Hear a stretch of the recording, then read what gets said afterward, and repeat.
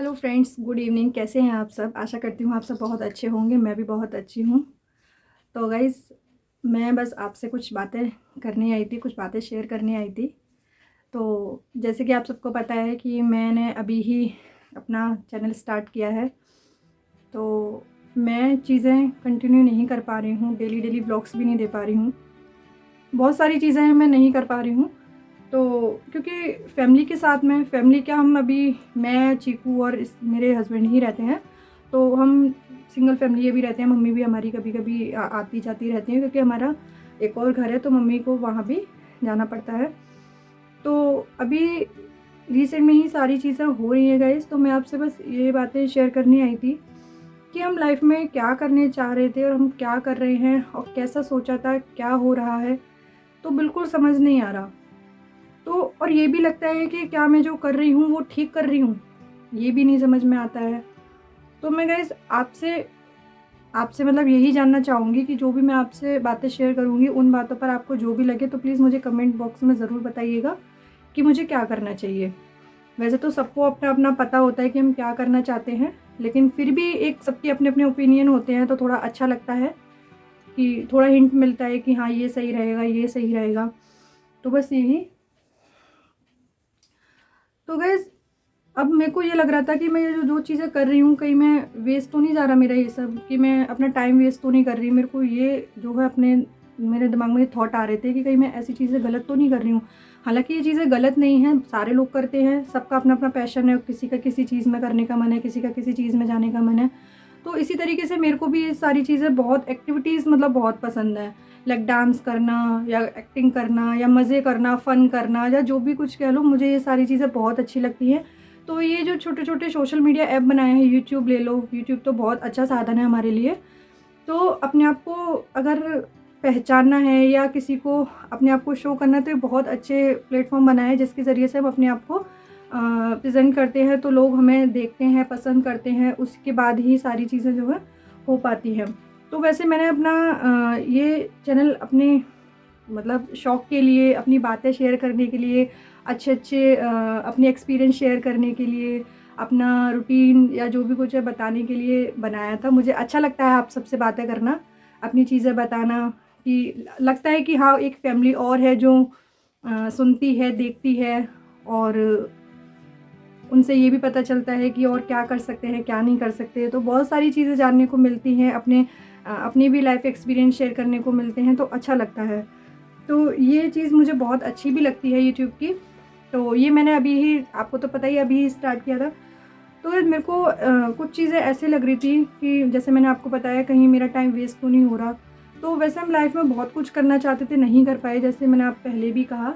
तो गाइस, मैंने जैसे 10th 12th बीए और एमए और बीटीसी किया हुआ है। बीटीसी को डीएलएड भी बोलते हैं।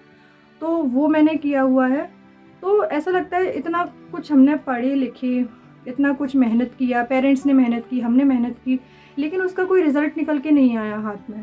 तो लगता है कि हमें, मतलब ऐसा क्या हुआ जो हम ये चीज़ें नहीं कर पाए। तो गाइस, जब मैंने अपना डीएलएड कंप्लीट किया था जनवरी दिसंबर में, मतलब 2020 में, तब 2020 में जो है यूपी टेट और सीटेट आया था, तो मैंने परसुइंग में मतलब भर दिया था। तो मैंने दोनों जो है क्वालिफाई कर लिए थे। एक होता है साथ के साथ हम चीज़ें करते जाते हैं, तो बहुत जल्दी पेपर निकलने भी लग जाते हैं, और हमें बहुत ज़्यादा कॉन्फिडेंस भी आने लगता है कि अब हम ये भी कर सकते हैं, हम ये भी कर सकते हैं। तो लड़कियों के लिए तो वैसे भी टीचिंग लाइन बहुत ज़्यादा अच्छा मानते हैं। तो इसी उम्मीद से हमारे पेरेंट्स ने, भैया ने, हम लोगों ने भी सोच के अपना बीटीसी कंप्लीट किया। फिर साथ के साथ हमने डीएलएड, अपना यूपी टेट, और सॉरी डीएलएड बोल दिया, यूपी टेट और सीटेट भी क्लियर किया। बहुत लोग हैं जो क्वालिफाई करे बैठे हैं, मैं ही नहीं, लेकिन मैं तो ये अपनी खुद की जर्नी बता रही हूँ। तो कोई भी अपने आप से रिलेट करे, अच्छी बात है, लेकिन कोई भी गलत तरीके से ना लेके जाए मेरी बातों को। तो बस ये भी, वैसे तो मैं कोई गलत बात आज कर नहीं रही हूँ करती भी नहीं हूँ, मैं अच्छी ही बातें करती हूँ हमेशा। तो मैं बस यही कह रही थी कि कुछ जैसे मैंने अपना कंप्लीट किया यूपी टेट सी टेट, तो लगा था कि सारे लोग बता भी रहे थे कि अप्रैल में आ जाएगा, 2021 की अप्रैल में पेपर आ जाएगा सुपर टेट। तो चलो पढ़ते हैं, साथ के साथ हम पढ़ते गए। तो तब भी नहीं आया सुपर टेट। बहुत सारी चीज़ें थोड़ा थोड़ा पैरेलल में चलती रही, अप एंड डाउन्स, और कोरोना भी चल रहा था, कोई बात नहीं। फिर उसके बाद दोबारा लगा कि नवंबर में आएगा, नहीं आया। तो इसी बीच कोरोना काल के बाद ही मेरी जो है शादी हो गई। तो पेरेंट्स तो पता है रुकते ही नहीं हैं, तो कोई बात नहीं, पेरेंट्स की भी जिम्मेदारी होती है। सारे पेरेंट्स अपना अलग अलग अपने अपने बच्चों के लिए अपने अपने तरीके से सोचते हैं। तो पेरेंट्स ने जो है हमारी शादी कर दी। लेकिन मैं एक बात ये भी कहूँगी कि पेरेंट्स को अपने बच्चों को थोड़ा सा वक्त देना चाहिए जॉब लगाने के लिए। हमारी शादी हो गई कोई बात नहीं, लेकिन अपने बच्चों को थोड़ा सा समय दें जिससे कि वो अपनी पढ़ाई पर ही फोकस कर पाए एक बार में। क्योंकि आप सोचो कि शादी के बाद पढ़ाई पर बहुत अच्छे से फोकस हो जाए तो वो नहीं होता, क्योंकि कुछ काम ऐसे होते हैं कि हम शादी के बाद हमें करने ही पड़ते हैं। घर पूरा संभालना पड़ता है तो संभालना ही पड़ता है। शादी से पहले तो हमारे मन में जो आया, एक काम किया, मम्मी मैं पढ़ने बैठ रही हूँ, तो हम पढ़ने बैठ जाते हैं। लेकिन शादी के बाद ऐसा नहीं होता है, आपके पास सारी जिम्मेदारी बढ़ जाती है। आप एक भी काम नहीं छोड़ सकते, ना किसी से कह सकते हो कि ये काम कर लीजिए, क्योंकि आपकी पूरी पूरी जिम्मेदारी बन जाती है। लेकिन शादी से पहले हम अपने पेरेंट्स से, अपने घर पे हम बहुत सारी चीज़ें छोड़ सकते हैं, क्योंकि हम बेफिक्र होते हैं कि नहीं अब हम कर लेंगे और हमें सिर्फ पढ़ाई पर ही फोकस करना है। तो हमारा सिर्फ मेन मतलब जो भी मोटो होता है वही रहता है कि हमें पढ़ना है सिर्फ, और घर वाले भी हमें सिर्फ पढ़ने के लिए ही पिंच करते रहते हैं कि पढ़िए बेटा पढ़िए। तो बस हम पढ़ने पर ही ध्यान देते हैं। तो मैं दोबारा अपने पॉइंट पर आती हूँ। तो बस यही कि घर वालों को थोड़ा सा वक्त अपने बच्चों को देना चाहिए। तो कोई बात नहीं, हमें नहीं मिला, लेकिन उस चीज़ को देखते हुए अब ये सोचा है, क्योंकि ये समय वापस नहीं आएगा। जो भी समय हमें मिला है एक बार मिला है, और ऐसी कोई हमारी एज भी नहीं निकली है कि हम चीज़ें कर नहीं सकते। अभी जो एज है उस एज में जो हम अपना कर सकते हैं उस चीज़ पे ज़्यादा फोकस किया जाए। तो उन्हीं चीज़ों को ध्यान में रखते हुए मैंने कुछ अपना माइंड चेंज किया है, अपना मन को समझाया है, थोड़ा सा रूटीन में लाने की सोचा है कि मैं अपनी स्टडी को रीस्टार्ट करूं। तो मेरा मेन पॉइंट ये था कि मैं अपनी जो भी चीज़ें करना चाह रही थी अब मैं दोबारा से उसको अपनी लाइफ में लेकर आऊँ, अपनी स्टडी रीस्टार्ट करूँ। 3 साल का गैप हो चुका है गाइज़ मेरी स्टडी में, बीच बीच में पढ़ती रही हूँ लेकिन वो कंटिन्यूटी नहीं रही है। तो अब चाहती हूँ कि वो कंटिन्यूटी बने। अभी ये मैं छोटा सा कदम उठाने जा रही हूँ, मेरे से होता है नहीं जानती, लेकिन कहना आसान होता है, करना उतना ही मुश्किल। लेकिन मैंने सोचा है कि मैं वो चीज़ें करूँ। तो मैं बस लाइफ में थोड़ा सा आगे बढ़ना चाहती हूँ। वो कैसे, वो मैं सिर्फ मेहनत से ही बढ़ सकती हूँ। मुझे मेहनत करती रहनी है और अपनी चीज़ों को छोड़ना नहीं है। तो मैंने बस यही सोचा है कि अपनी फैमिली को और अपने बच्चे को साथ में लेते हुए मैं अपनी पढ़ाई भी स्टार्ट करूँ और सारी चीज़ें मैनेज करते हुए चलूँ। कैसे मैनेज होती हैं ये देखना है, क्योंकि एक दिन दिक्कत होगी, 2 दिन दिक्कत होगी, लेकिन आप जब अपना पूरा रूटीन आपका बन जाएगा तो हो सकता है आपको पढ़ाई के लिए समय मिलने लगे। तो बस मैंने यही अपने लिए भी सोचा है कि मैं भी इसी तरीके से पढ़ाई स्टार्ट करूं। और गाइस इस तरीके से कौन अपनी पढ़ाई करता है तो प्लीज़ कमेंट बॉक्स में ज़रूर बताएं, और मेरे को भी थोड़ा सा आइडिया दें कि आप किस तरीके से अपनी चीज़ों को मैनेज करते हैं, तो मैं भी उन चीज़ों को मैनेज करूं।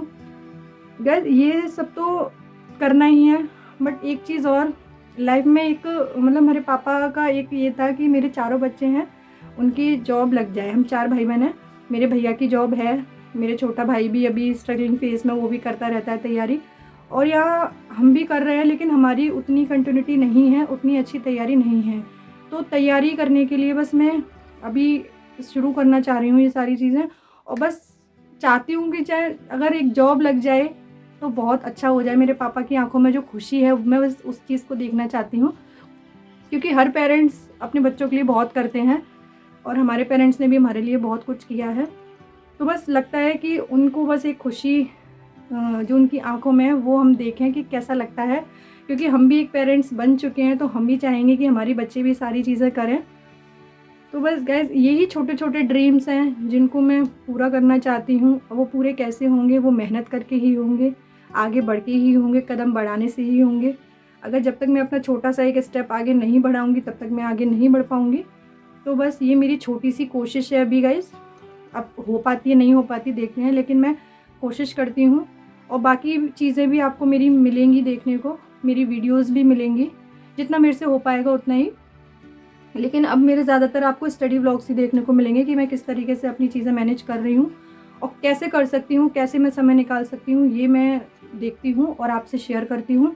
तो गाइस प्लीज़ मेरे नए स्टडी व्लॉग्स देखने के लिए मेरे चैनल को लाइक, शेयर एंड सब्सक्राइब करना ना भूलें, और चैनल पर नए हैं तो बेल आइकन और सब्सक्राइब करना ना भूलें। प्लीज़ गाइज सपोर्ट मी, और मुझे आप एडवाइस करें कि मैं क्या कर सकती हूँ, मुझे क्या करना चाहिए।